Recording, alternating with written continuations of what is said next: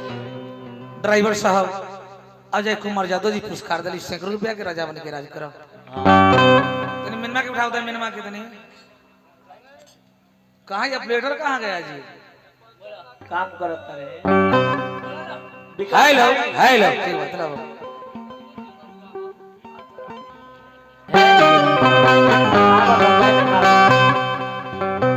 गाना बजाना का है एगो मनोरंजन के साधन है जितने समय में जितने कम समय में आप गाना बजाना को बंद कर दीजिए उतने अच्छा रहेला। ज्यादा रगड़े से बुझे कि बिगलू बेकार हो जाला। एगो गीतिया के यानी आधा घंटा तो गीते में गावल कि राम नाम के गंगा जी में डुबकी लगाला पागल मन मारे देर महाराज कहीं का एगो बूढ़ मर्दावा महाराज के पुरानिया गर्जियन को कल के टाइम के पाबंदी बा 9 बा ये सिंगल प्रोग्राम ना नु जी ना ना देर महाराज कहे घेरा के छोड़ देते नहीं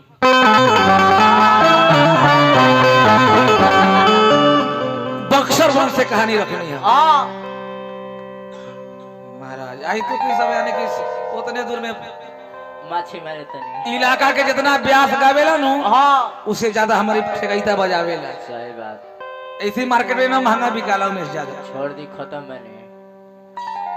आजो के प्रोग्राम हमारा बीरपुर दिया में रहल पचपौड़िया टोला में हम की ना जाए परसों वहीं से गा के आइल बानी साहब।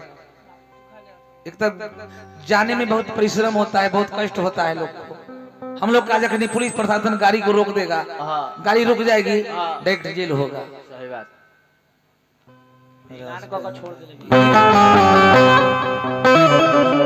गोदई महाराज सब आ गई बानी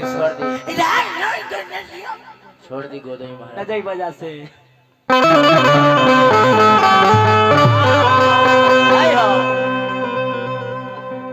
सावरिया समरिया हो राम जी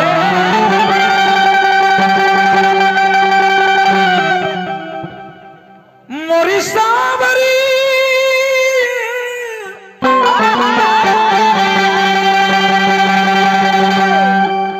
सावरिया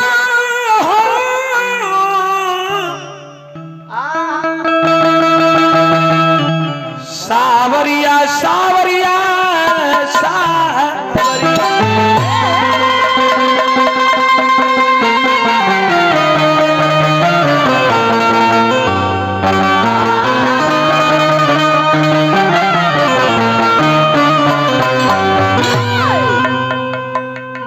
प्रेम सुबली श्रोता भगवान की।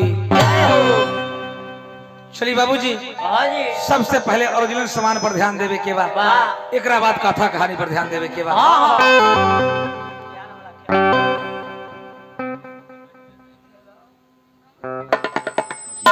लिखन पढ़न जानो तुरंग चढ़न जानो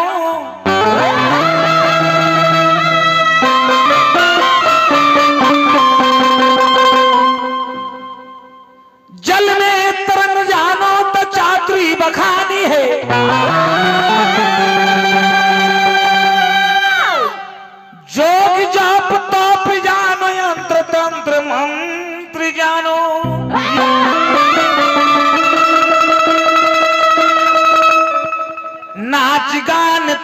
जानो तो तोते की कहानी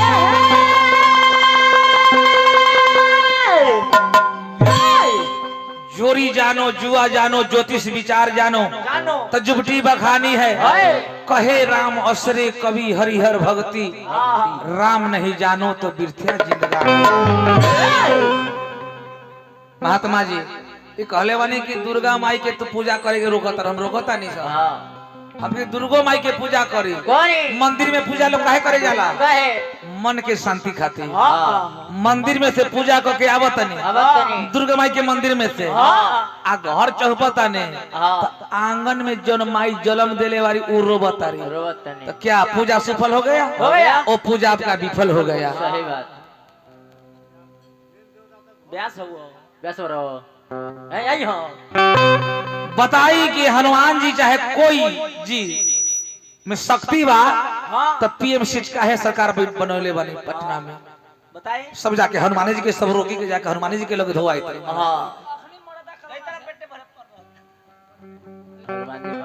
इस संसार में माँ बाप से बढ़ के कोई माँ से बढ़कर न कोई देवी है और न पिताजी से बढ़कर कोई देवता है। बोलने तो आता नहीं कहते कि दुर्गा जी देवता नहीं हुए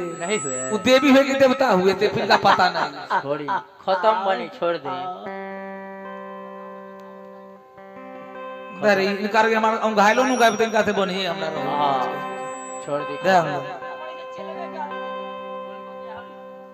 दुर्गा जी देवता हुए आ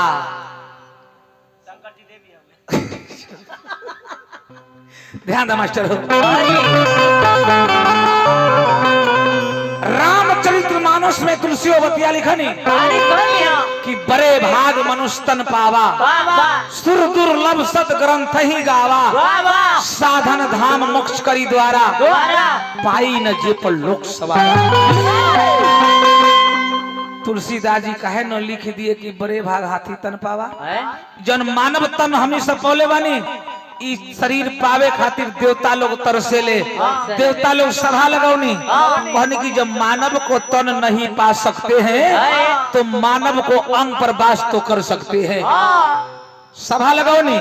विचार करके देवता लोग आपको सारा अंग पर देवता लोग का वास है आपको आंख पर सूर्य भगवान का वास है नाक पर पवन देव का वास है मुंह पर इंद्र भगवान का वास है कतनो मुंह सूखल रहेगा इंद्र भगवान का आह्वान होने के बाद एक बूंद पानी टपक जाएगा। सारा अंग जब तक लियाली हंस देवता लोग अंतिम में विष्णु भगवान आइल बने बोले कि सारा अंग के दखलिया ले लेबा हम जाइब तक कहाँ जाई तो आपको चरण में विष्णु भगवान का वास है इसीलिए मानव को चरण झुके प्रणाम। भगवान कहाँ व्यास गदी बड़ा पवित्र गदी है दुगो गीत का उल्टा पुल्टा गादी हो तो व्यास न हो जाए हमारे घर दुआर बा इतना तब देखे खातिर ऐसे रोड पर लोग रहेला जी छोड़ी नहीं तब ध्यान दो ए बाबू कहे के भाव का कुछ दिन पहले हमारा जिला जवार का समाज का व्यास लोग आते थे कि राम नाम के नदिया बहिरे बही जाए कोई में कोई नहाए तो राम नाम के नदी बहते हुए कभी देखे हैं? राम नाम का नदी यही कीर्तन भजन सत्संग हुआ जो भगवान का भजन सुनते हैं गाते हैं गाने वाले से ज्यादा महत्व सुनने वाले को है तो बुझिए कि यही राम नाम का नदी है। महाराज कहीं का